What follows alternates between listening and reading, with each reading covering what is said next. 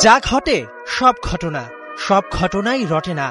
আমরা যা চোখে দেখি তাই বিশ্বাস করি, কিন্তু ক্যামেরার লেন্সে সব দৃশ্য ধরা পড়ে না।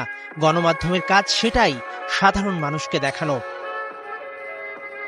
নুরুল হাসান সোহানের অবিশ্বাস্য এক ব্যাটিংয়ে রংপুরের ক্রিকেটাররা মাঠের দিকে দৌড়ে যাচ্ছে। সবাই তামিমের রেগে যাওয়ার ছবিটা দেখেছে, কিন্তু এর পেছনের কারণ কি কেউ অনুসন্ধান করেছে? জয় উল্লাস করতে গিয়ে ইংলিশ ক্রিকেটার অ্যালেক্স হেলস মাঠে ঢোকার সময় তামিম ইকবালের দিকে তাকিয়ে বারবার উত্তক্ত করার মতো কিছু একটা বলেই যাচ্ছে, যেটা মোটেও মেনে নিতে পারেনি বাংলাদেশের সাবেক কাপ্তান। নার্ভ ধরে রাখতে না পেরে মাঠেই দেন পাল্টা জবাব। বোবার কোনো শত্রু নাই, আবার এক হাতে তালি বাজে না, এই প্রবাদ দুটো মনে করে ঠান্ডা মাথায় ভাবুন। হেলস যদি কিছু না করত, তামিম কি যেচে কখনো কারো সাথে বিবাদে জড়াতো? ইতিহাস বলে তামিম কখনোই ইন্টারন্যাশনাল ক্রিকেট তো দূরে থাক, ঘরোয়া ক্রিকেটেও কোনোদিন এরকম করেননি।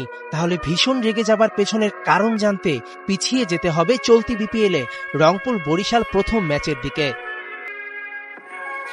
নতুন বছরের দ্বিতীয় দিন, মিরপুরে সেদিন বরিশালে খেলা যুব এশিয়া কাপ জয়ী ইকবাল হোসেন ইমনকেও উত্তক্ত করেছিল অ্যালেক্স হেলস।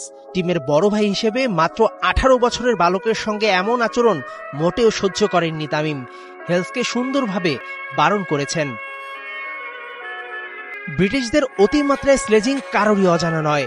এর আগে বাংলাদেশে খেলতে এসে বেন স্টোকসের অখেলারসুলভ আচরণ মনে পড়ে কি? লর্ডসে ব্রিটিশদের নাজেহাল করে সেই সেঞ্চুরি, এশিয়া কাপে এক হাতে ব্যাটকে ঢাল বানিয়ে পুরো বাংলাদেশকে রক্ষা করা, দলের প্রয়োজনে ক্যাপ্টেন্সি নেয়া, আবার ছেড়ে দেয়া,